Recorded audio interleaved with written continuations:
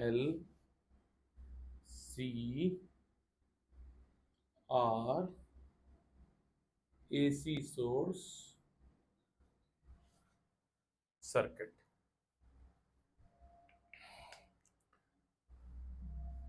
इसमें मैंने ये बात की थी कि ये जो टोटल वोल्टेज है इसका VL पार्ट यहां पर, VC पार्ट यहां पर, और VR पार्ट यहां पर क्या होगा, लॉस होगा, वोल्टेज का लॉस होगा। इस तरीके से यहां पर 3 केस हमने डिस्कस किए थे लास्ट क्लास में। Case 1 when VL is greater than VC, case 2 when VC is greater than VL, case 3 when VC is equals to VL। मेरे लिए काम का केस है केस नंबर 3। स्टिल आप एक बार रिपीटिशन में जाके पीछे केस नंबर 1 और 2 को देख लेना, ठीक है। काम का केस है केस नंबर 3। क्या हो जाता है ऐसा केस नंबर 3 में? सी, अगर मैं यहाँ पर टोटल वोल्टेज लिखता हूं, इस सर्किट की टोटल वोल्टेज, तो टोटल वोल्टेज, क्योंकि आपने LR CR सर्किट देखा तो आपको याद आएगा, तो हम लोग लिखते थे ये इधर वेक्टर यानी टोटल वोल्टेज प्लस, मैं तीसरा केस ले रहा हूं बट तीसरे केस को मैं लिखूंगा फर्स्ट की तरह, मैं तीसरा ही केस रहा हूं VL माइनस VC ऐसे लिखा मैंने, साथ में इसको मैंने यहाँ पे J लगाया और ये VR। ये क्या बता रहा है?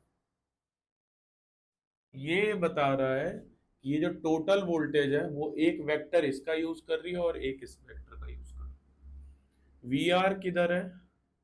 बाय फेजर डायग्राम VR यहां पर होता है हमारा, यहां पर VL माइनस VC, L होता है ऊपर और C होता है नीचे, बट मैंने बोला VL माइनस VC यानी कि नीचे का कंपोनेंट तो खत्म हो गया, अब सिर्फ ऊपर का बचा।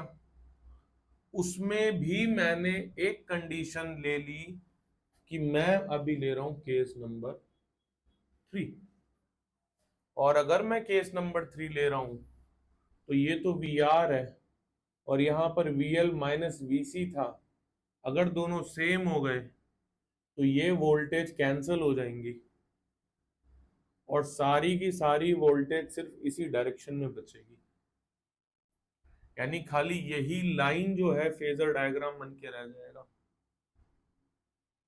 ये पूरा पोर्शन खत्म हो जाएगा। This is the only phasor diagram of third case. अब मैं इस बात को जो यहां पर लिखी थी, इस बात को इसके रेजिस्टेंस के टर्म्स में लिखता हूं, रेजिस्टेंस के टर्म्स में। तो जैसे यहां पर था VL माइनस VC, तो यहां पर हो गया XL minus XC, let's say IXL और IXC। अच्छा अच्छा, एक बात बताओ, अगर VL माइनस VC 0 नहीं होता तो कहीं यहां पर हमारा वेक्टर आता यानी कि V टोटल इधर आता, लेकिन अब सोचो कि अगर यही वेक्टर धीरे धीरे खत्म होता जाए तो ये नीचे आता जाएगा, ये धीरे धीरे खत्म हो, ये कुछ नहीं होता, इसकी प्रोजेक्शन होती है यहाँ पर। अगर यहाँ से टॉर्च मारेंगे तो जो प्रोजेक्शन बनती है, तो अगर ये खत्म होता जाए इसका मतलब ये एरो नीचे आता जा रहा है, और अगर ये खत्म होते होते ये इक्वल हो गया पूरा, तो ये पूरी की पूरी लाइन कहां पर आ गई, इसी के ऊपर आ गई, ठीक है। अब इसको ऐसे समझो, ये था in terms of voltage, in terms of voltage. Now in terms of resistance, मैं लास्ट क्लास का 15-20 मिनट वाला पार्ट रिपीट कर रहा हूं। इन टर्म्स ऑफ रेजिस्टेंस, तो रेजिस्टेंस कैसे लिखेंगे? पहले तो जरा इसको ऐसे कंप्लीट कर लेते हैं। ये टोटल V था, तो ऐसे यहां पर क्या आएगा, V की जगह I Z। Z is the total circuit का रेजिस्टेंस कॉल्ड इम्पिडेंस। और क्या आएगा वहां पर, I R plus J I XL minus I XC। ये आ गया। I I cancel. Z is equals to R plus J times XL minus XC. If I'm interested to plot this data on a coordinate system, this must be look like in this way. This is R. This is what? XL minus XC. So resistance यानी कि Z कहीं यहां पर आएगा।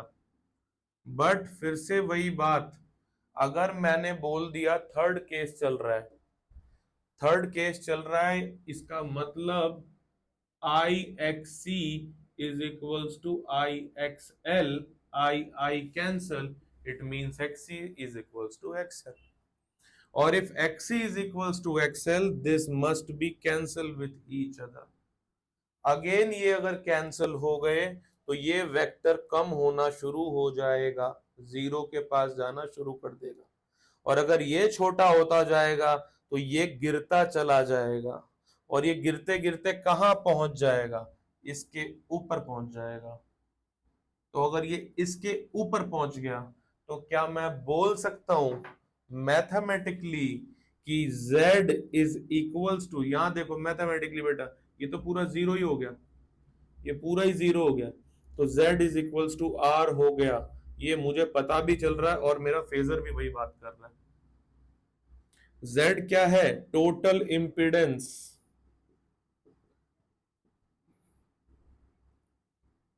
और r क्या है, resistance.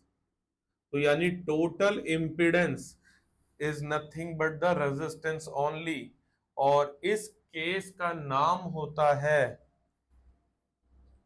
Resonance. Resonance, तो हम जो पढ़ रहे हैं उस केस को बोलते हैं रेजोनेंस।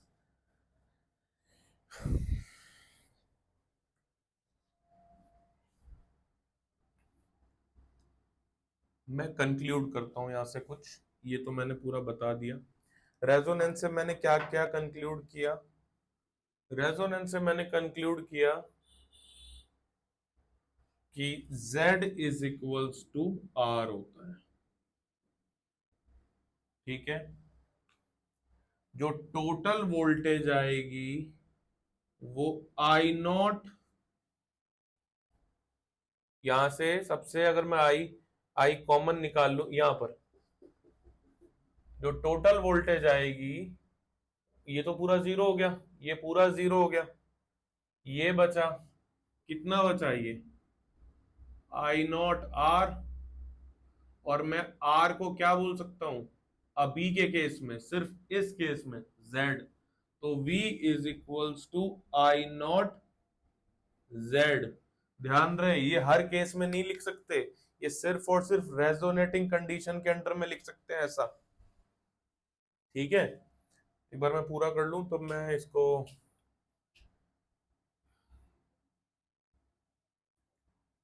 इसकी एक बार लिस्ट बनवा दूंगा जो जो कंक्लूजन निकल रहा है, ठीक है।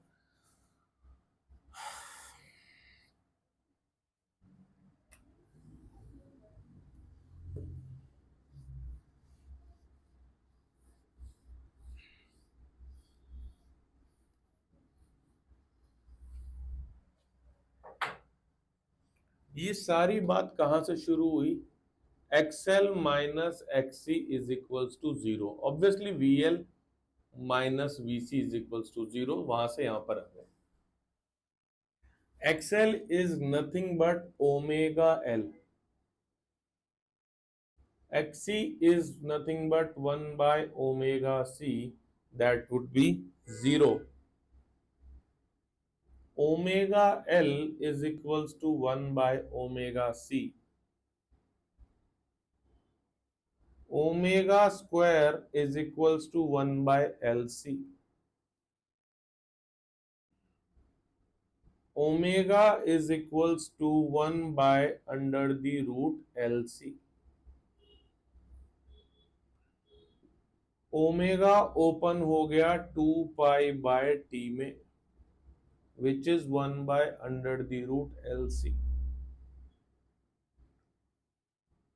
अगर मैं यहां पर क्रॉस मल्टीप्लीकेशन करूं तो ये हो गया t is equals to t उधर 2π√LC। आओ आओ, टेस्ट वेस्ट चल रहे हैं सबके, स्कूल वगैरह में चल रहे होंगे बेटा।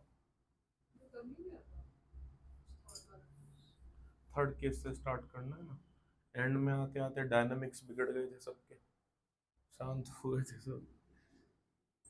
ये तो टाइम पीरियड निकल गया। 1/t क्या हो गया, 1/2π√LC।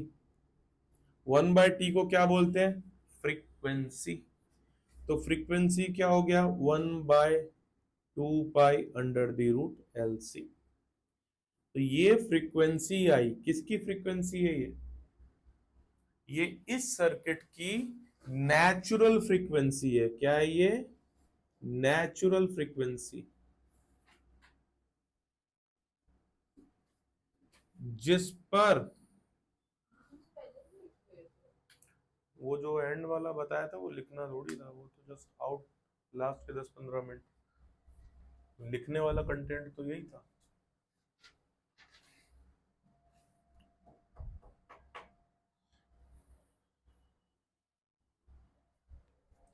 क्या मैं इसी को रेजोनेटिंग फ्रीक्वेंसी बोल दूं,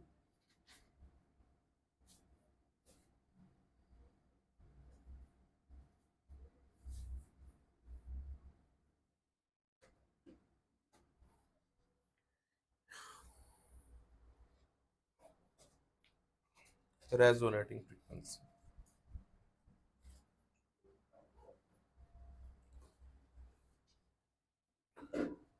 इसके आगे एक लाइन डाल के लिखेंगे,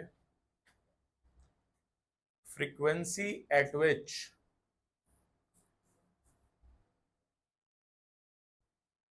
resonance occurs, frequency at which resonance occurs is called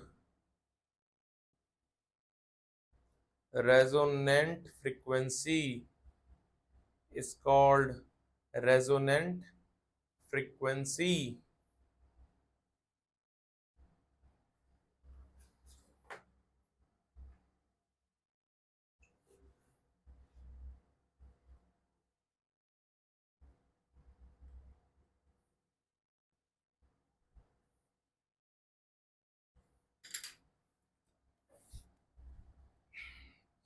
ठीक है,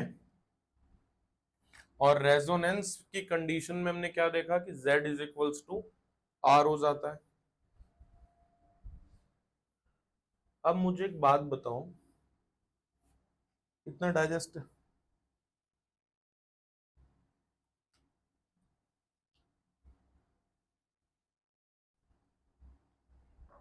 देखो एक बात को समझो, आज की क्लास को हम लोग थोड़ा थोड़ा ना इसको फिजिकल एग्जाम्पल के साथ कनेक्ट करते चलेंगे, है ना। नेचुरल फ्रीक्वेंसी का मतलब सिस्टम इस फ्रीक्वेंसी पर ऑसिलेट हो रहा है। जब मैंने उन दोनों को इक्वल रखा तो मेरे पास ये फ्रीक्वेंसी आ रही है। अब आप ये समझो कि मैंने उन दोनों को इक्वल क्यों रखा है,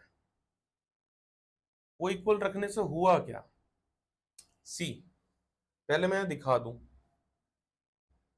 इससे पीछे वाले जो दो केस थे, अगर मैं इसको ले लूं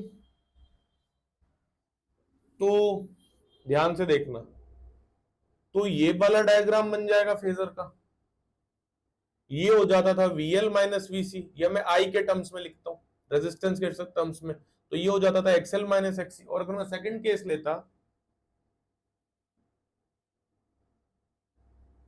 तो ये डायग्राम बनता है एक्स सी माइनस एक्सएल, ये है आर, ये है are,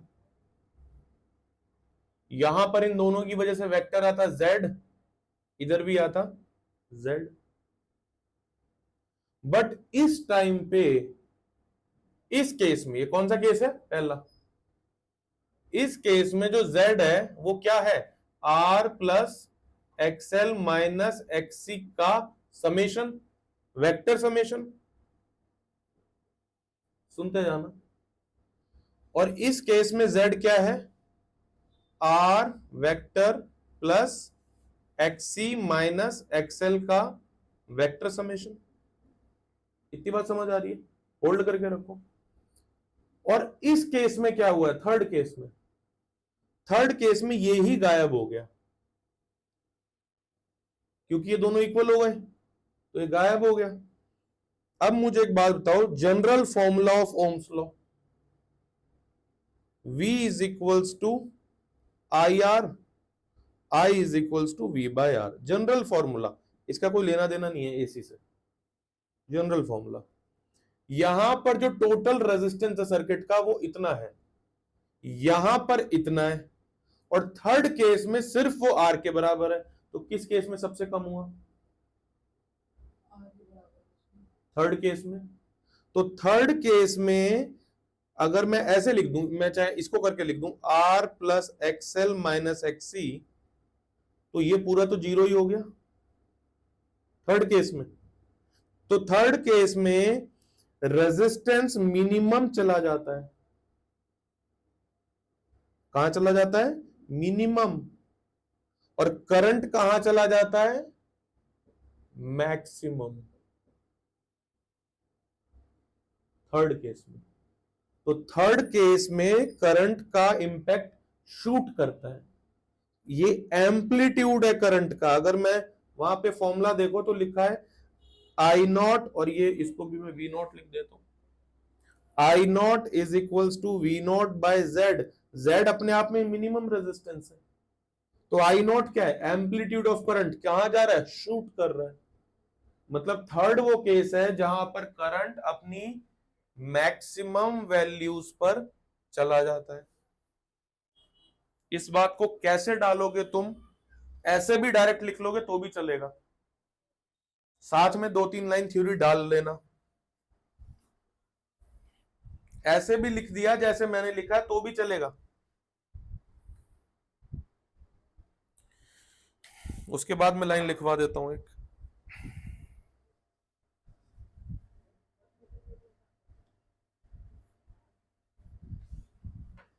obviously z is equals to r है, तो मैं चाहे इसको r लिख दूं तो भी तो बात ठीक है। फाइनली ये आएगा,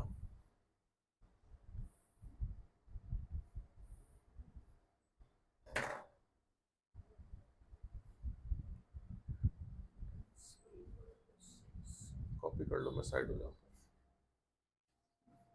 हूं।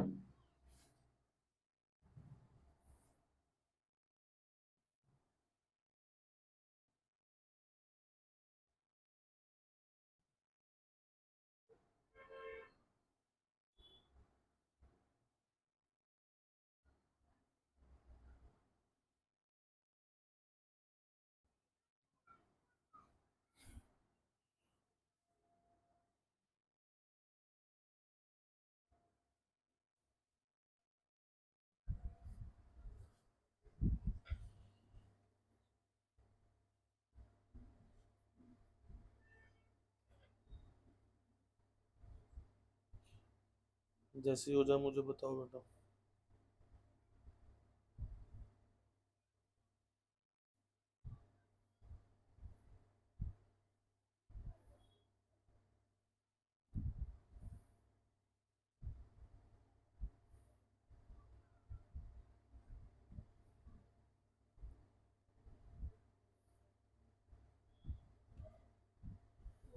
हो गया, ये जो आप फॉर्मूले में लिखते हो साथ में आई एक्सएल आई एक्सी, इसके बाद में वो पीक वैल्यूज होती हैं, ठीक है। अभी ये बहुत सारी बातें जो तुम्हें यहाँ तुम सोच भी नहीं रहे हो क्या होता है क्या नहीं होता। ये न्यूमेरिकल करते टाइम एकदम स्पेसिफिक होना पड़ेगा इस पे। नेक्स्ट क्लास इसकी न्यूमेरिकल पे रखूंगा, आज इसको खत्म करेंगे पूरा। हाँ आज चैप्टर पूरा खत्म करेंगे, ठीक है। अब आपने यहां से क्या सीखा बेटा, कि इस फ्रीक्वेंसी पर करंट क्या रहता है, मैक्सिमम रहता है, ठीक है। और साथ में मैंने इसको क्या बोला, नेचुरल फ्रीक्वेंसी भी बोला इस सर्किट की। नेचुरल फ्रीक्वेंसी का मतलब नेचुरल बिहेवियर इस पर्टिकुलर पोजीशन पर। आपने कभी देखा है, कभी ऑब्जर्व किया हो आपकी फैमिली में या दोस्तों में, मतलब जैसे जिन लोगों को आप पसंद करते हो उनमें कोई बहुत शैतान हो, है ना, और उसको एक बंदा और मिल जाए जो उतना ही शैतान हो, तो ये दोनों तबाही ला सकते हैं। आप किसी को भी इमेजिन करके सोचो, ठीक है ना। अगर इस वैल्यू पर करंट पीक है, बाहर की कोई फ्रीक्वेंसी, अब ये सुनने में तुम्हें थोड़ा अजीब लगेगा, सुनना मेरी बात, बाहर की कोई फ्रीक्वेंसी अगर मैं इसी फ्रीक्वेंसी पर मैच करवा दूं और इस सर्किट के अंदर डाल दूं, तो ये और शूट कर जाएगा। अब ये होगा कैसे, ये आप बोल तो रहे हो, ये होगा कैसे, ठीक है ना। अब इसके लिए मुझे एग्जाम्पल है, एक चैप्टर आगे का, और समझाना मुझे इसी चैप्टर में, तो तुम मेरी मदद करोगे इसे समझने में, ठीक है। आपने क्या क्या पैरामीटर्स निकाले रेजोनेंस से, एक, दो, तीन, करंट मैक्सिमम गया, तीन पैरामीटर्स निकाल लिए, इनको अंडरलाइन करके स्टार कर लेना। ये तीन पैरामीटर्स हैं, आपसे कई बार पूछा जाता है ये सब, कि कुछ में हमें क्या बता दो, कुछ पैरामीटर्स बता दो, किसके, रेजोनेंस के, ठीक है।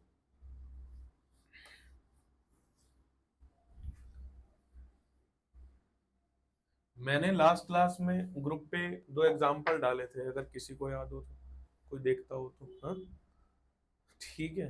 तो नहीं आई थी तो तुझे वो चीज बात नहीं समझ आ रही होगी, बट वो मैकेनिकल एग्जांपल थे कि रेजोनेंस होता है तो क्या होता है, ठीक है। देखा होगा, नहीं देखा होगा ग्रुप, ठीक है। एक तो अहमदाबाद का ही केस था, ठीक है। चलो अब जरा इस बात को समझो कि ये हो क्या रहा है।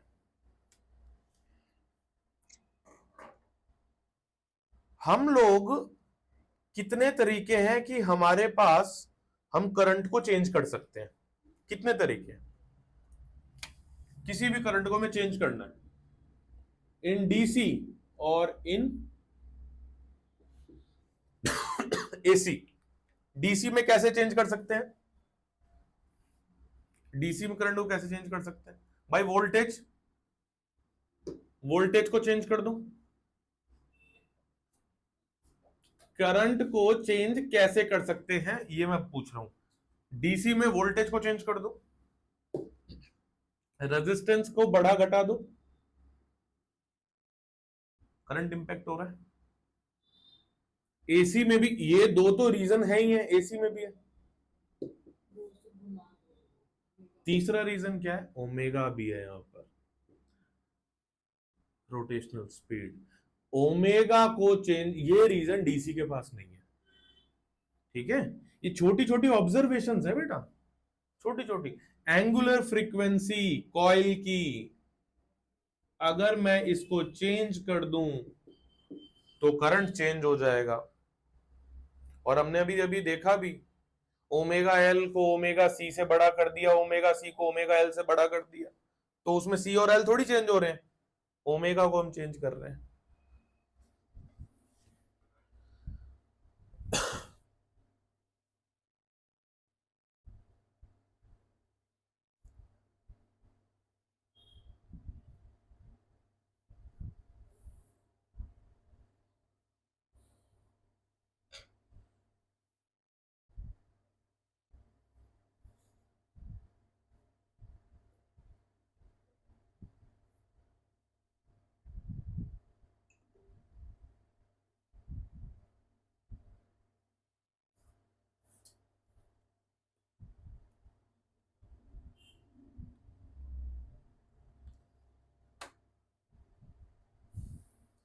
चलो अब सुनो मेरी बात,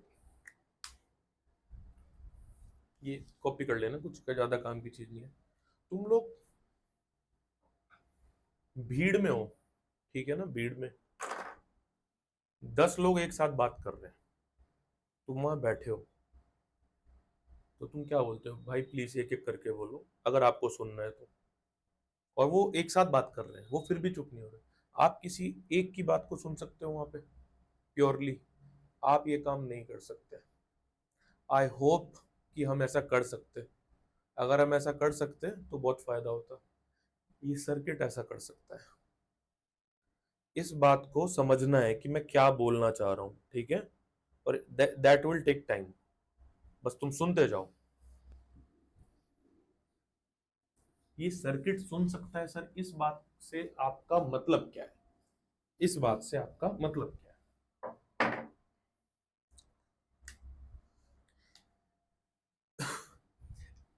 एंटीना होता है, एंटीना, रेडियो का एंटीना, ठीक है ना। लेट्स से मैं रफली यहां पे समझाने के लिए एक, मैंने यहां पर रेडियो बना दिया, ये उसकी नॉब्स है और ये उसका वॉल्यूम वाला मीटर है और ये उसका एंटीना निकला हुआ है, ठीक है ना, ये रफली बनाया मैंने बेटा। एंटीना के दो काम होते हैं, ठीक है, सुनो मजा आएगा। एंटीना के दो काम होते हैं, डबल एन ए। एक, जो फ्रीक्वेंसी या जो कुछ हवा में जा रहा है उसको रिसीव करना। जिन चीजों को आप बचपन से आज तक इतना कैजुअल लेते चलते आए हो ना, उनको समझ लो थोड़ा सा। क्या ऐसा एंटीना में हो जाता है कि आपके सामने आवाज आने लग जाती है, ठीक है ना, सुन लो, एटलीस्ट बेसिक फॉर इंटरेस्ट सुन लो। दो काम होते हैं एंटीना के, एक रिसीव करना और एक ट्रांसमिट करना, ठीक है। अब ये क्या रिसीव कर रहा है और क्या ट्रांसमिट कर रहा है? जैसे मेरा कान और जो मेरी वोकल कॉर्ड है, ये दो अलग अलग चीजें हैं। इसका काम है सुनना, इसका काम बोलना है, ठीक है। ठीक इसी तरह अगर मैं यहां से ट्रांसमिट कर रहा हूं, मतलब मैं बोल रहा हूं, मैं कुछ निकाल रहा हूं, जो सुनेगा वो कौन है, वो रिसीवर है, ठीक है। अब एक बात सोच, ये एटमॉस्फेयर है आपका, ये पूरा एटमॉस्फेयर है, इतना, ये पूरा एटमॉस्फेयर है। इस एटमॉस्फेयर में अलग अलग फ्रीक्वेंसी की इलेक्ट्रोमैग्नेटिक वेव ट्रेवल करती रहती है। सर ये इलेक्ट्रोमैग्नेटिक वेव क्या है, अगले चैप्टर का नाम है। स्टिल इतना तुम मान लो कि एक वेव है जो ट्रेवल करती रहती है, कहीं से तो किसी ने ओरिजिनेट की होगी, धीरे धीरे जैसे कोई एक चैप्टर खत्म होता है मैं दूसरे की स्टार्टिंग की फाउंडेशन शुरू कर देता हूं, तुम्हें पता है ना। तो धीरे धीरे अब ये एंड हो रहा है, तो मैं ईएम वेव को लेके आता जा रहा हूं सामने। वो जो वेव है वो आ रही है, एक वेव आई है, ये कोई दूसरी वेव, ये कोई तीसरी वेव, ये वेव आ रही है, ये अलग अलग फ्रीक्वेंसी पर है। एक फ्रीक्वेंसी का नाम रख देते हैं 98.3 रेडियो मिर्ची, ठीक है। एक फ्रीक्वेंसी, एक फ्रीक्वेंसी का नाम रख देते हैं 102.8 हर्ट्ज दूरदर्शन। थोड़ा बहुत ऊपर नीचे हो सकता हूं, जहां तक है मैं सही फ्रीक्वेंसी बोल रहा हूं, ठीक है। रेडियो एफएम बजाते रहो, जो भी होता है यही है। ये ट्रेवल कर रहा है कहां से, इनका एक ब्रॉडकास्ट होता है, वहां से ये वेव छोड़ी जा रही है। कैसे छोड़ी जा रही है, क्या हो रहा है, please do not enter in this, वो हमारा नेक्स्ट चैप्टर का पार्ट है। एलसी ऑसिलेशन से होता है ये सब, इसलिए मैं बचा के रखा हुआ था। चीख चाहता ना, बताओ बताओ, है? समझो मेरी बात को। अब होता क्या है देखो, मेरी इच्छा है कि मैं 98.3 एफएम सुनने का मन है मेरा, लेकिन यहां तो बहुत सारी वेव है, ये तो मैंने 3 ही बताई बेटा, 500 वेव चल रही है यहाँ पे एक साथ, और सारी की सारी मेरे एंटीना से टकरा के निकल रही है, सारी की सारी मेरे एंटीना से टकरा के निकल रही है। आप बस आपको समझना है, लिखना नहीं है, समझो, सारी की सारी निकल रही है। मेरी इच्छा है सुनने की सिर्फ और सिर्फ 98.3 रेडियो एफएम को, ठीक है। ये जो ईएम वेव होती है, ये चलती फिरती इलेक्ट्रिक और मैग्नेटिक फील्ड्स होती है, चलती फिरती, इसलिए नाम क्या, इलेक्ट्रोमैग्नेटिक वेव। ये जैसे ही इससे टकराएंगी, तो ये एंटीना एक मेटल ही तो है, इसके अंदर फ्री चार्ज पार्टिकल्स ही तो है। सपोज 102.8 की फ्रीक्वेंसी जब इससे टकराई, तो उसने उस लेवल का इलेक्ट्रिक फील्ड वाला फोर्स मारा चार्ज पार्टिकल को, तो वो चार्ज पार्टिकल जो है वो उस हिसाब से करंट प्रोड्यूस करने लग गया। इलेक्ट्रिक फील्ड है तो मोशन आएगा चार्ज पार्टिकल में, मैग्नेटिक फील्ड है तो फोर्स एक्सपीरियंस करेगा, और वो चार्ज पार्टिकल में यानी कि इसके अंदर करंट दौड़ने लग गया, इस एंटीना में करंट दौड़ने लग गया। वो इतना हैवी करंट नहीं तो झटका लग जाए, इसमें करंट दौड़ने लग गया। लेकिन वो करंट अभी किस फ्रीक्वेंसी पे चल रहा है, 102.8 पर, बट 98.3 ने भी तो उसी टाइम पे किक मारा होगा उसको, तो वो उस पर भी चलने की कोशिश कर रहा है। ऐसी 500 और फ्रीक्वेंसीज ने भी मारा होगा उसको, वो उन पे भी चलने की कोशिश कर रहा है। इसलिए जब तक आप सेट नहीं करते हो ना, तो कितनी डिस्टरबेंस सुनाई देती है रेडियो में, मैं तो रिसाइट नहीं कर सकता वो क्या आवाज होती है, लेकिन तब भी होता रहता है वो सब, जब तक आप सेट नहीं करते हो, ठीक है। अब आपको सुनना तो 98.3 है, तो आप क्या करोगे, ये है 98.3 का रेडियो, ये है, यहां पे फ्रीक्वेंसी है, लेट्स से बाकी सब अलग अलग है। तो मैंने क्या किया है, जो मेरा नॉब है इसको पकड़ के मैं यहां पर घुमा दिया मैंने, और मेरा जो रेडियो होता है ना, वो कुछ और नहीं होता, वो एक चलता फिरता एलसीआर सर्किट होता है। बचपन से कैरी कर रहे हो, तुम्हें पता नहीं है बात, है ना। कॉम्प्लेक्स चीजें हैं, खराब चैप्टर नहीं है, एप्लीकेशन बहुत हाई है, वो आंख के सामने नहीं लाई जाती, बात ये है। सुनते चलो, देखो, है ना, अभी लिखना कुछ नहीं है बेटा, समझते चलो, मजा आएगा। ये चलता फिरता एलसीआर सर्किट है, और जब आप ये नॉब चेंज कर रहे होते हो ना, तो आप इसकी सी वैल्यू को चेंज कर रहे होते हो, आप इसके अंदर के कैपेसिटर की प्लेट के डिस्टेंस को ऊपर नीचे कर रहे होते हो, तो आप सी की वैल्यू को चेंज कर रहे हो। और अगर आप सी की वैल्यू को चेंज कर रहे हो, सुनना मेरी बात, ओमेगा, अभी फ्रीक्वेंसी का फॉर्मूला क्या निकाला था, frequency is equals to 1/2 pi root LC, ठीक है।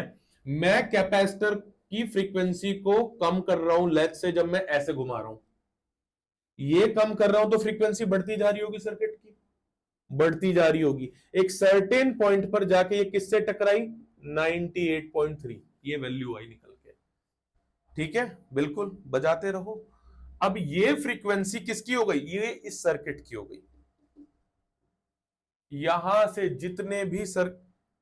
जितनी भी वेव जा रही हैं, उनके लिए, उनको क्या दिखा कि ये तो पहले से 98.3 एफएम पर है, यानी कि सिर्फ सिर्फ और सिर्फ मैं इसको नाम दे दे रहा हूं, लेट्स से रेड एफएम, ठीक है ना। तो रेड एफएम की जो वेव है, इसका करंट शूट कर जाएगा मेरे सर्किट में, इसका करंट शूट कर जाएगा मेरे सर्किट में। क्यों, क्योंककि उसके लिए रेजोनेटिंग फ्रीक्वेंसी तैयार कर दी मैंने, फ्रीक्वेंसी मैक्सिमम पर चली गई, 98.3 पर चली गई। 98.3 में सपोज ये ब्लू वाली है, तो इसका करंट यहां पर शूट कर जाएगा, एक्सटर्नल फ्रीक्वेंसी मैच हो गई नेचुरल फ्रीक्वेंसी से। अब ये रेड एफएम का तो शूट कर जाएगा सर, बाकी के लिए क्या होगा, बाकियों को मैक्सिमम रेजिस्टेंस फेस करना पड़ेगा।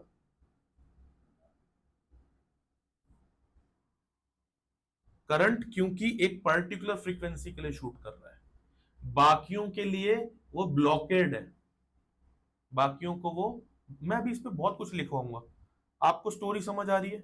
वो बाकियों के लिए रेजिस्टेंस का काम कर रहा है, मतलब 90, कोई भी फ्रीक्वेंसी लिख लो, 99, 100, 100.1, 102, उन सब के लिए मैक्सिमम रेजिस्टेंस है, वो उसमें जा ही नहीं पा रहे। और अगर रेड एफएम का मैक्सिमम करंट इसमें आ रहा है, तो जो वहां से वो ब्रॉडकास्ट कर रहे होंगे, अब इसके अंदर कुछ दो चार चीजें ऐसी लगी, ट्रांसड्यूसर वगैरह, उसको आपको नहीं जानने, वो उस एनर्जी को साउंड एनर्जी में कन्वर्ट कर देता है, फिर हमें वही सुनने लगता है, और बहुत क्लियर सुनता है, बहुत क्लियर सुनता है। ठीक है, तो ये आपको कुछ अंदाजा लगा क्या चल रहा था?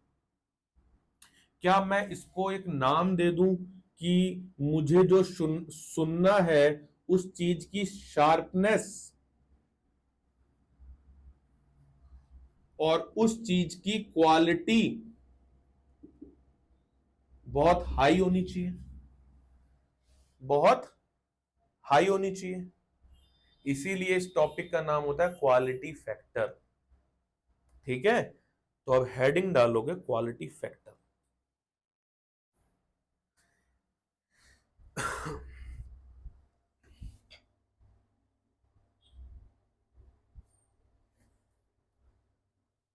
मैं कुछ लिखवाऊंगा, अब आप लोग थोड़ा सा पहले लिखो बेटा इसमें ना।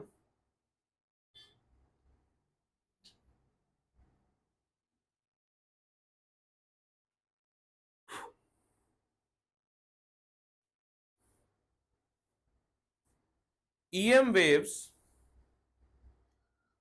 from all local stations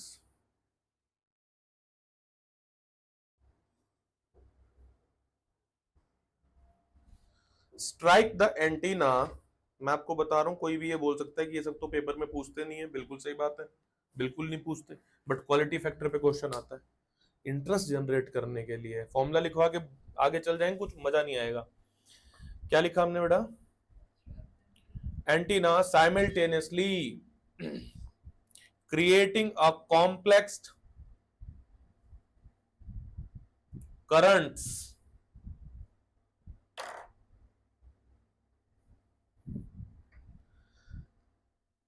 full stop, while when you turn knob, you adjust internal variable capacitor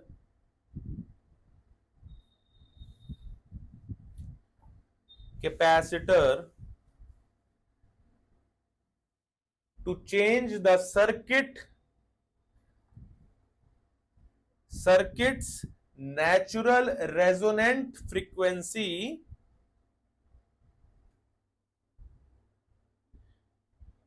until it perfectly matched the desired channel.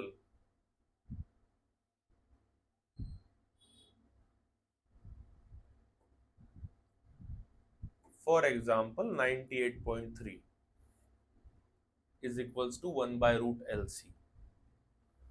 98.3 megahertz is equals to 1 by root LC is equals to omega base में resonant, base में omega के side में छोटा सा bracket में लिख दो resonant, हाँ कि रेजोनेटिंग फ्रीक्वेंसी है। ठीक है, अच्छा, once the frequency matches, electrical resonance occurs,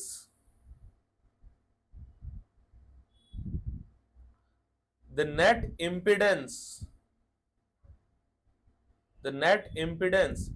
drops to its absolute minimum। हाँ बेटा Z होता है,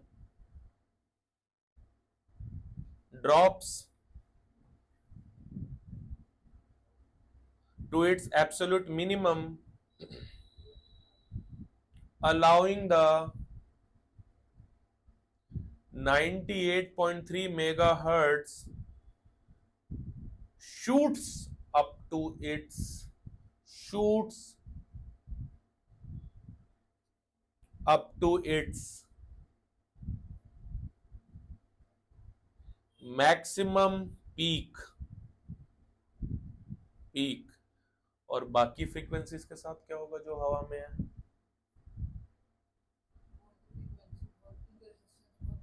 ज्यादा हो जाएगा। तो लिखो उस बात को, unmatched frequency face high impedance and effectively blocked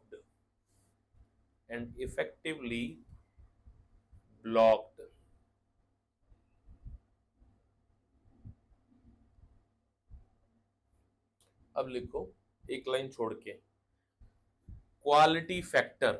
आपने वैसे तो हेडिंग डाल दी होगी ना, quality factor is a dimensionless number that measures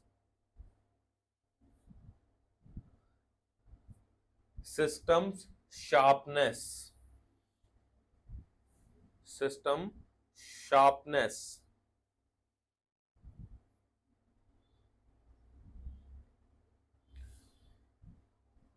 अब मेरे साथ एक फिगर बनाओगे, इसमें से कुछ, ठीक है? वैसे जिसको करना होगा कर लिया होगा उसने।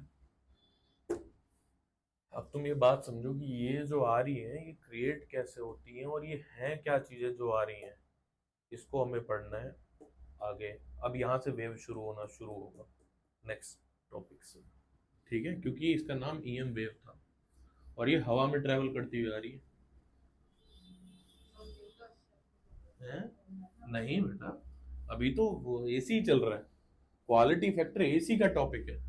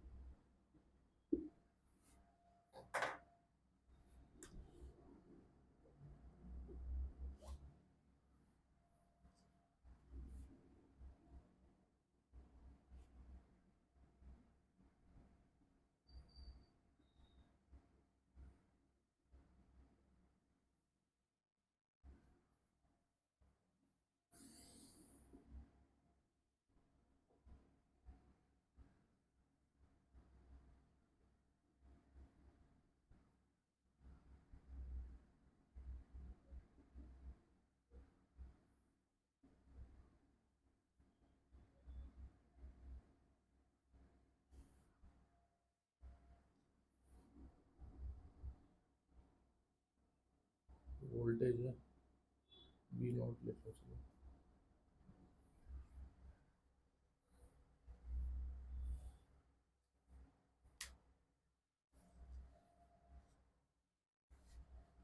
देखो जरा एक बात को, जिस वेव के लिए रेजिस्टेंस हाई है, उसका पीक लो है, ये ब्लॉक वाली फ्रीक्वेंसीज है। और जिस वेव के लिए रेजिस्टेंस लोएस्ट है उसका पीक हाईएस्ट गया है। यानी उसका करंट हाईएस्ट गया है, ठीक है ना। तो ये उस चीज को दिखाने का सिर्फ एक तरीका है। एक फॉर्मूला यहाँ पे मैं लिख दे रहा हूँ, this is called quality factor का formula, resonant frequency upon bandwidth.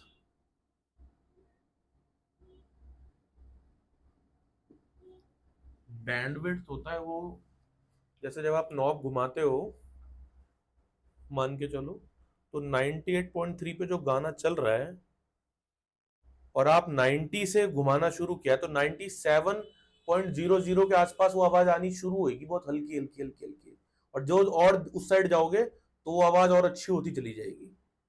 तो 98.3 पे पीक रहेगी, फिर 4 पे जाओगे, 5 6 पे फिर वो आवाज कम होती चली जाएगी, फिर 99 ऐसे जाओगे तो और ये जहां से जहां तक सुन रही है बैंडविड्थ, ठीक है। Omega R upon bandwidth, bandwidth is nothing but omega 2 minus omega 1।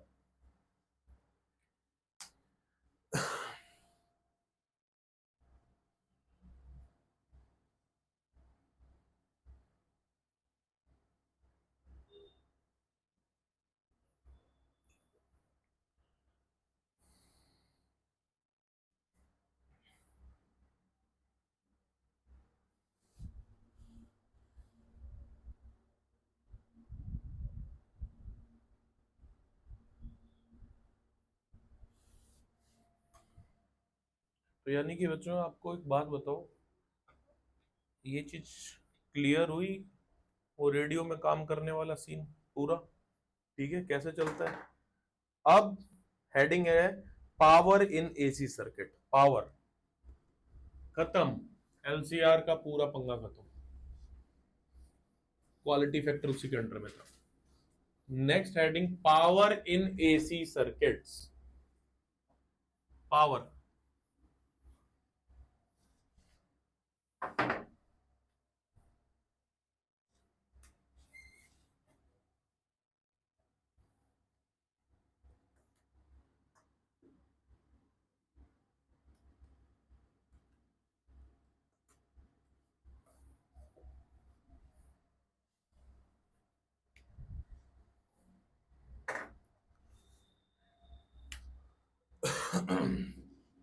Source of energy क्या है सर्किट में,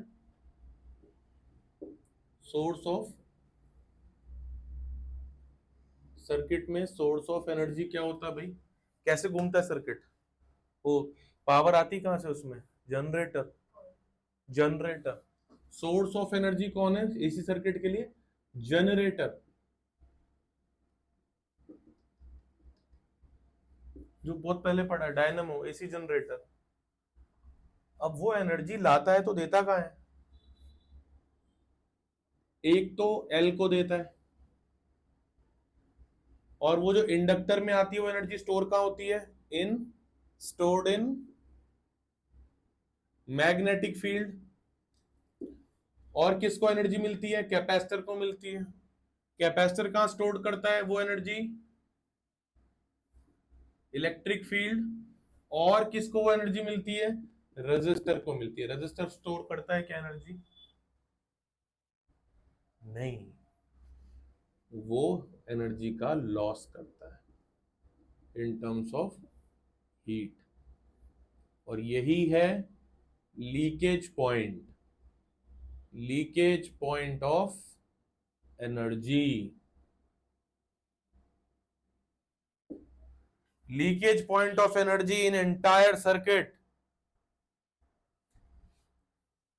is only what, resistance।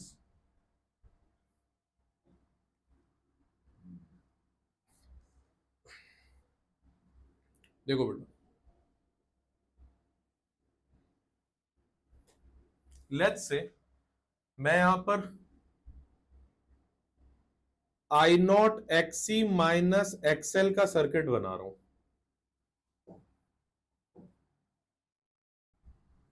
इस साइड आई नॉट आर का, तो ये क्या है, I naught Z, that is impedance. Power average power का फॉर्मूला आई स्क्वायर आर होता है। जनरल पावर का फॉर्मूला आई स्क्वायर आर होता है। तो यहां पर जब मैंने कोई आई नहीं बोला तो ये कौन सा आई है? आरएमएस।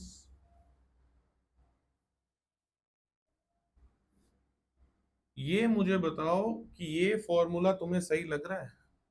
तुम्हें लग रहा होगा सही, हो भी सकता है सही होगा। एक बात देखो यहां से बेटा, Z वहां पर, यहां पर R आना चाहिए, Z आना चाहिए। पूरे सर्किट की पावर निकाल रहा हूं मैं। अभी ये तो कंफ्यूजन हो गई कि आप पूरे सर्किट की पावर निकाल रहे हो और पूरे सर्किट में Z तो टोटल सर्किट का रेजिस्टेंस है और लीकेज पॉइंट तो सिर्फ लूज पावर यहां पर लूज होती है। तो हम क्या करते हैं, Z का वो कंपोनेंट लेते हैं जो R की डायरेक्शन में है। तो Z का वो कंपोनेंट जो R की डायरेक्शन में है वो क्या बन जाएगा? Z cos phi. बात समझ आ रही है ये? अगर नहीं समझ आ रही है तो ये राइट एंगल ट्रायंगल बना के cos फाई देख लो, बेस अपॉन हाइपोटेन्यूज। तो cos phi is base upon hyp. Hyp is what? Z।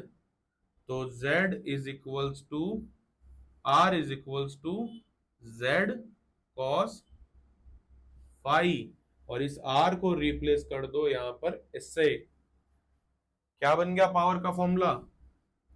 P average is equals to I square R M S Z cos phi.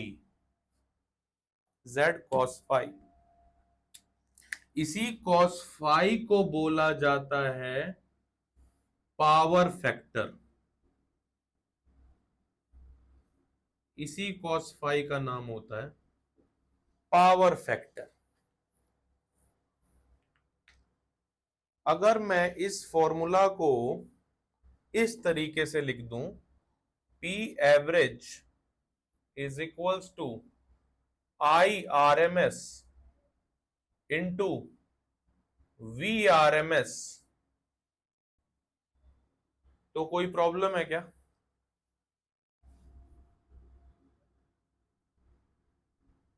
We R M S मैंने किसको लिखा है? I R M S into Z को।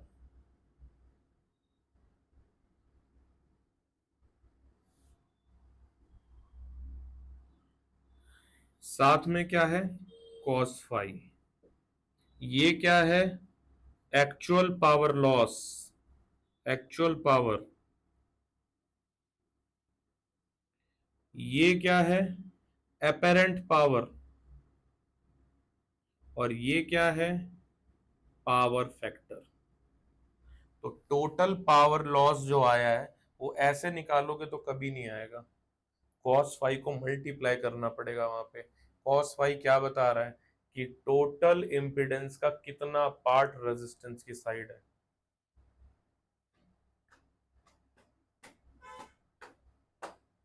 ठीक है, and की तरफ है, हिम्मत रखो थोड़ी सी।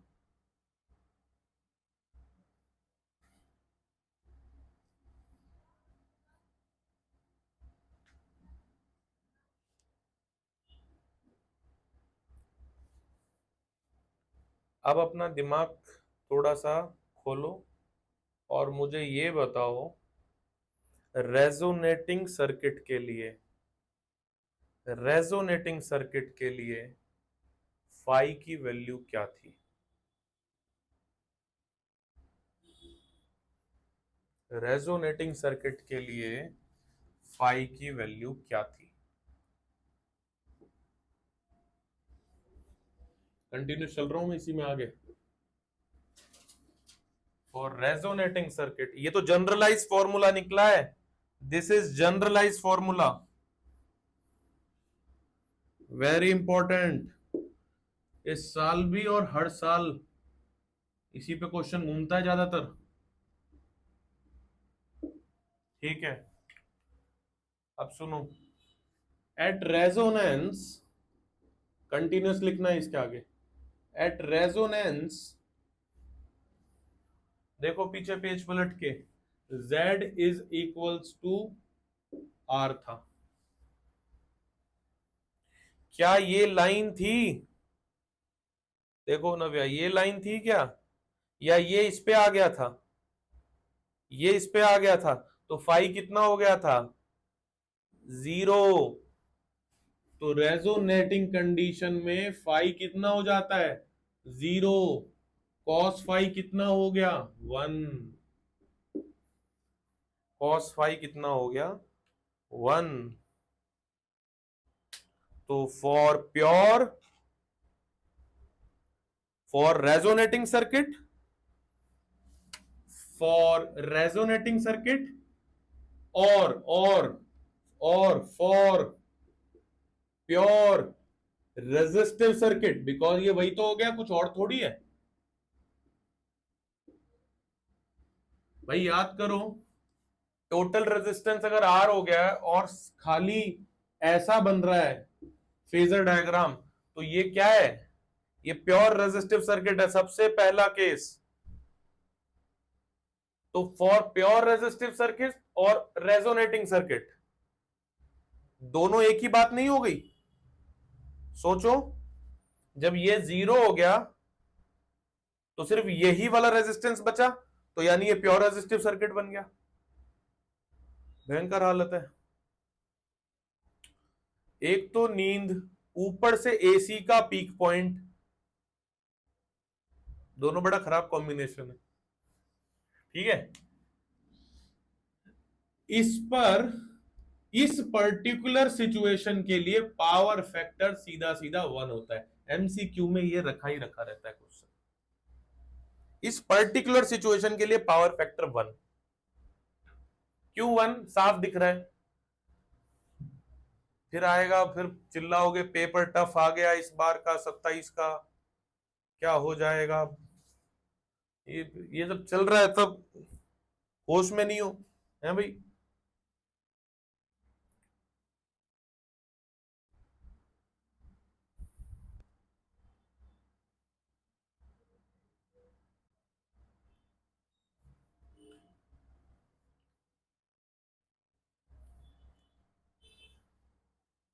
अब मुझे एक बात बताओ, ये हो गया, ये हो गया पूरा। पावर की यूनिट क्या है? वॉट, WA ठीक है, तो मैं अलग से हेडिंग कुछ नहीं डलवा रहा हूं। अब इसको रब करने के बाद में 2 लाइन छोड़ के लिखना है इसके आगे जो भी मैं लिखूं। ठीक है,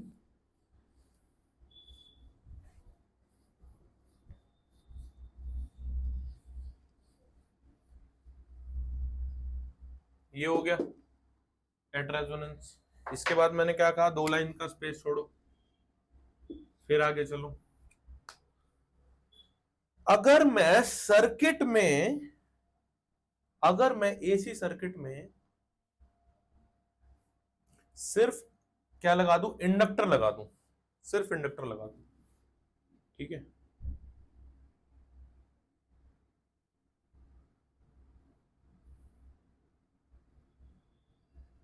या या मैं सिर्फ कैपेसिटर लगा दूं।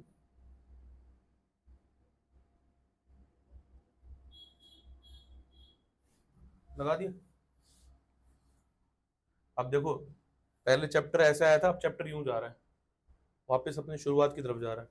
प्योर रेजिस्टिव डिस्कस कर लिया, pure inductor, pure capacitor discuss कर रहा हूँ। पावर उनकी भी तो बतानी है। इनके फेजर डायग्राम कैसे थे, मैं आपसे बस ये पूछ रहा हूँ। ये तो नींद खुल गई इसमें। इनके फेजर बेटा, इसका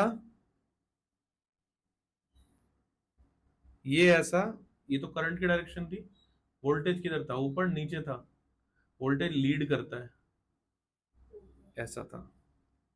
ठीक है, और इसमें ऐसा था। एंगल कितना बेटा? 90। एंगल कितना बेटा? -90। तू गलत बोले इससे पहले ही मैंने बोल दिया। मुझे पता है तूने कुछ नहीं कहा, इसलिए मैंने बचाया तेरे को, मेरी बात को समझ। पावर का फॉर्मूला क्या, P average is equals to V R M S I R M S cos phi, ये जनरल फॉर्मूला पावर का। यहां पे कॉस फाई कितना, कॉस 90 कितना, इसके लिए पावर कितनी, देखो मैं तब से बोलता हूं कि ये पावर कंजम्पशन नहीं करते,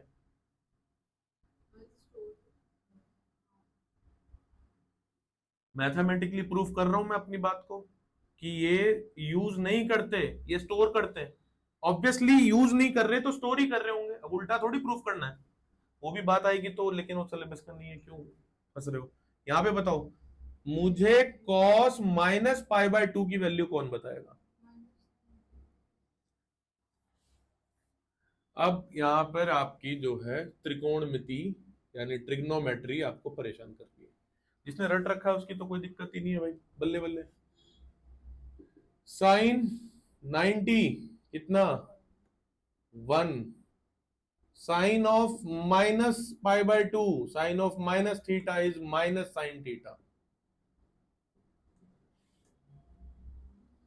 cos 90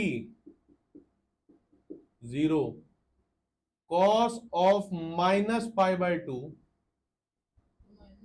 is cos pi by 2। ये कुछ और नहीं कर रहा मैं, अगर आपको ये करके देखना, कुछ नहीं लिखा है, ये साइन ब्रैकेट में लिखा हुआ है 360 degree minus 90 which is fourth quadrant. This is again क्या लिखा है, cos 360 डिग्री माइनस 90, जो कि cos का क्वाड्रेंट होता है, और cos का क्वाड्रेंट है तो इसलिए वैल्यू पॉजिटिव, और इसलिए साइन नेगेटिव होता है। अब ट्रिग्नोमेट्री थोड़ी सिखाऊंगा 11th वाली, लेकिन तब भी रटी हुई है तुमने, जो भी है cos 90 0, तो पावर यहां पर कितनी हो गई 0। इसी सर्किट्स को बोलते हैं वॉटलेस सर्किट।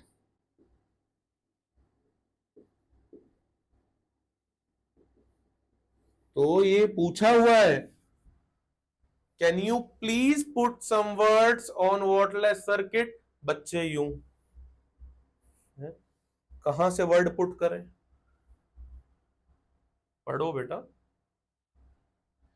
रीजन दे रहा हूं कि क्यों वॉटलेस है ये, आपको बस इतना लिखना है, साथ में अपने 4 फूलों जैसे शब्द डाल दो वहां पे, खत्म, वॉटलेस सर्किट।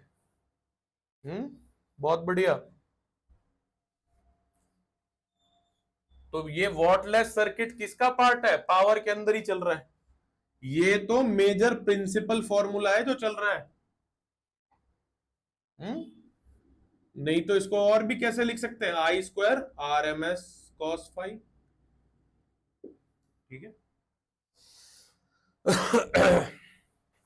बहुत बढ़िया बहुत बढ़िया।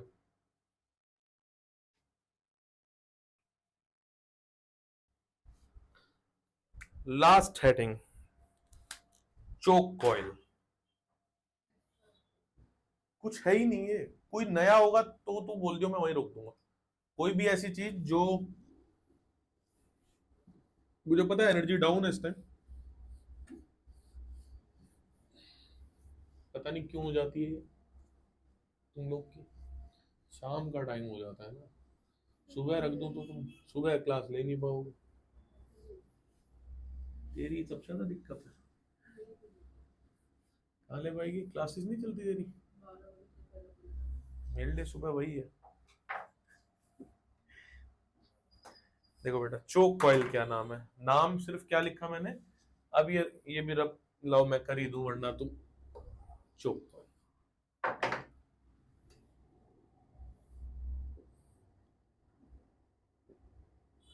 एक या 2 साल पहले पूछा ये भी,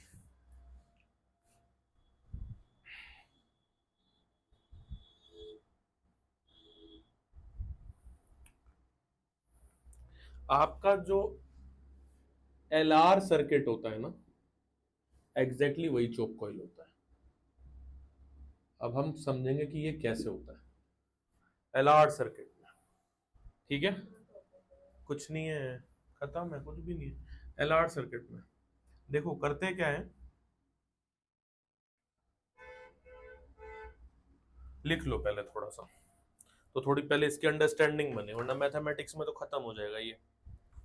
लिखो, टू सेलेक्टिवली ब्लॉक, एकदम से हाई फ्रीक्वेंसी करंट को रोकता है ये, to selectively block high frequency AC while allow DC or low frequency AC to pass, we need an arrangement called choke coil.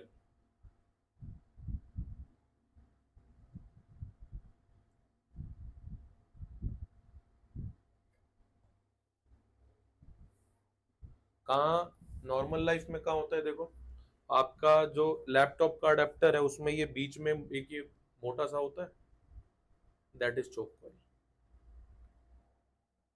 Adapter में पिन से पहले जो है ये चोक कॉइल है, ठीक है। इससे बेटर एग्जांपल मुझे रियल लाइफ का नहीं मिला इसका। इसको खोलोगे ऐसा दिखेगा, इसका मतलब एक सॉफ्ट आयरन कोर है, उसके आगे कुछ वायर बांधी हुई है, कुछ कॉइल जैसा सिस्टम है, तो ऐसा इंडक्टेंस इसमें क्रिएट की जा रही है, इसलिए एल है, ठीक है। और ये वायर देखो अच्छी खासी मोटी आपको वायर दिखेंगी, अच्छी खासी मोटी वायर बोलने का मतलब वायर का क्रॉस सेक्शन एरिया हाई है, वायर का क्रॉस सेक्शन एरिया हाई है। रो एल बाय ए में अगर ए हाई है तो आर बहुत कम है, आर बहुत कम है, यहां पे आर बहुत कम होता है, ठीक है। नंबर ऑफ टर्न्स बहुत हाई है इसलिए एल हाई हो जाता है, नंबर ऑफ टर्न्स हाई है इसलिए एल हाई हो जाता है। देखो आपको यहां पे कुछ नंबर ऑफ टर्न्स दिख रहे हैं, ये तो कुछ ही दिख रहे हैं, मैं आपको इसका और एग्जांपल दूं, यहां पे देखो नंबर ऑफ टर्न्स देखो कितने ज्यादा है, ठीक है। तो नंबर ऑफ टर्न्स हाई होने से एल हाई हो जाता है। क्या ये जो मैंने बात बोली आप इसको लिख लोगे, है ना। मैं इसकी थ्योरी नहीं लिखवा रहा बेटा, कि आर लो क्यों होता है, because area of wire high होता है। एल हाई क्यों होता है, because number of turns high होते हैं। ऑब्वियसली हम एल को हाई करना चाह रहे हैं ना, क्यों हाई करना चाह रहे हैं, क्योंकि सडन फ्रीक्वेंसी का करंट आए तो सडन ब्लॉक कर दे। इंडक्टेंस का तो काम ही यही है, जो चुपचाप धीरे धीरे आएगा उसी को तो अलाउ करेगा, जो सडन आएगा उसको रोक देगा। आपको अगर याद हो आज से 5-7 साल पहले जो ट्यूबलाइट होती थी, जब वो जलाते थे एकदम से नहीं जलती थी, ऐसे ऐसे होकर तब जलती थी, और उसके अंदर ये चीज पीछे की तरफ लगी होती थी, है ना। जो एलईडी जो मोटी सिलिंड्रिकल रॉड आती थी उसमें लगा होता था पीछे की तरफ, दैट इज चोक। उसके अंदर गैस होती थी एक्चुअली ना, उस गैस को ये सडन एसी बस चाहिए होता है तो ये देता था, और उसके बाद उसको कंप्रेस भी करता था करंट को। इतना नहीं पढ़ना आपको भैया, आज इंजीनियर नहीं बनना, धीरे धीरे जो भी चीज जो भी बनना है XYZ, लेकिन ये सब सिलेबस में डाला गया है, तो ताकि ऐसे थोड़ी कि फॉर्मूला पढ़ के क्वेश्चन करके आ जाओ, तुम्हें पता तो चले कि तुम कितनी सारी चीज। अब कल को कोई अडेप्टर रखा है, तुम्हें मालूम है भाई ये चोक कॉइल लगी हुई है, यानी हमारे लैपटॉप में सडन एसी करंट ना आ जाए, उसके लिए लगी हुई है वो, ठीक है।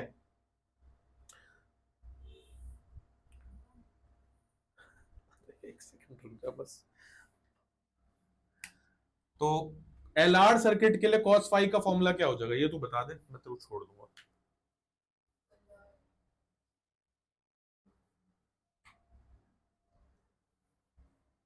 एकदम सही बोलियो जो भी बोले।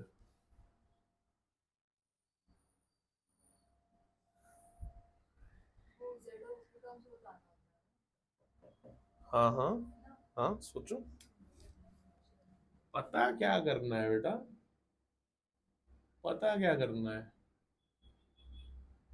ठीक है। ये क्या L, ये R, ये Z, और Z है क्या, by magnitude under the root L square plus या ओमेगा L स्क्वायर,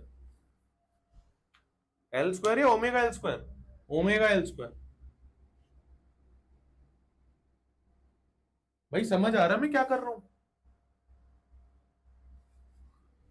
तो cos फाई का फॉर्मूला क्या हो गया? Base upon hyp under the root R square plus omega L square. ये मुझे बताओ, आर बहुत हाई, आर बहुत लो था, इतना लो कि लगभग जीरो, इतना लो कि लगभग जीरो, एल बहुत हाई,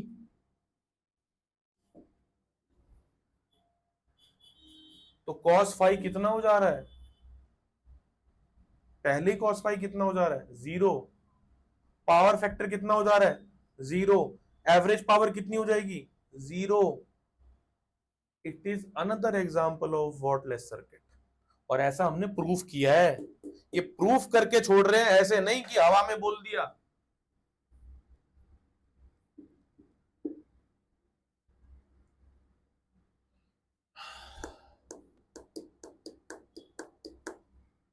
देखो ये सबसे बेकार एग्जांपल इसलिए होता है क्योंकि यहां देखने पे आपको कॉस फाई आपको जीरो नहीं लग रहा है, यहां देखने पे फाई जीरो नहीं लगेगा, बट यहाँ कंडीशंस डाली गई हैं कि आर को मिनिमम किया गया है,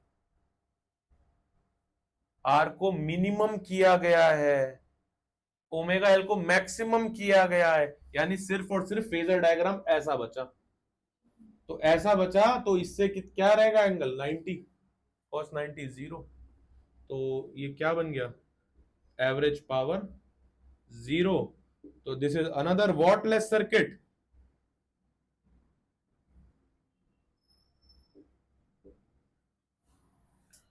अनदर वॉटलेस सर्किट।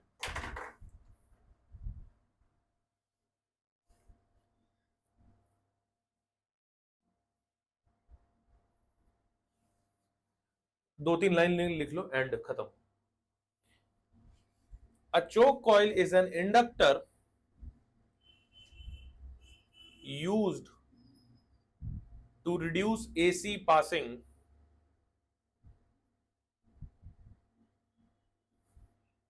without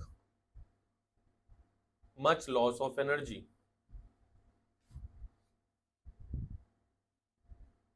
भाई अगर करंट को रोकना है तो रेजिस्टेंस भी तो लगा सकते थे, इंडक्टर क्यों लगाया? रेजिस्टेंस भी तो लगा सकते थे। रीजन लिखो, एक छोटा सा क्वेश्चन लिखो, why not resistance can be use here directly. इसका रीजन लिखो, if we use a resistance, यही छोटी छोटी बातें घुमाएंगे, मैं आपको बता दे रहा हूं पहले ही बेटा। If we use a resistance to reduce the current passing through an AC circuit, there will be loss of electrical energy in the form of joules heating.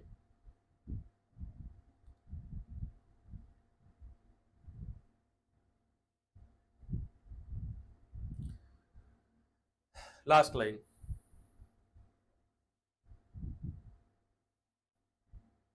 यहां से तो मुझे बताने की जरूरत नहीं कि L बहुत ज्यादा हाई होता है, R बहुत लो होता है, ये मालूम पड़ रहा है, इसको भी लाइन में ऐड कर लेना। अब आगे लिखो, ये भी लाइन में ऐड कर लेना कि for an inductor, for an choke coil, inductor values very high and resistance value very low। ठीक है? To build a choke coil, a soft iron laminated core। why laminated? laminated का एक ही reason बताया मैंने आज तक, किसको याद है? एडीज करंट को खत्म करने के लिए। To build a choke coil, a soft iron laminated core is taken and thick insulated copper wire is wound tightly around with a large number of turns। AC end। इसी तरह stop कर बैठो।